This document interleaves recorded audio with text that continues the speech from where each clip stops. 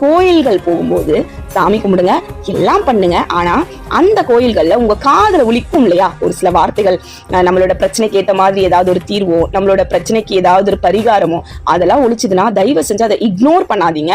கண்டிப்பா அதை செய்ய பாருங்க. ஏன்னா இந்த கலியுகத்துல கடவுளே நேர்ல சூலத்தை வச்சுட்டு காட்சி தரதெல்லாம் ரொம்ப ரொம்ப ரொம்ப ரொம்ப அபூர்வங்க. ஒரு காலத்துல மகாபாரதம் நடக்கும்போது கிருஷ்ணர் பஞ்சபாண்டவர்கள் கூட நின்று போர் நடத்துறாரு. இதெல்லாம் அந்த காலம். இந்த காலத்துல நடக்கவே நடக்காது. அவருடைய கோவத்துக்கு தான் நம்ம பண்றதெல்லாம் ஆளாக்கிட்டு இருக்கோமே தவிர கண்டிப்பா கடவுள் நேர்ல வர வாய்ப்பே கிடையாது. அதனாலதான் இந்த மாதிரி புண்ணிய ஸ்தலங்கள் இருக்கு.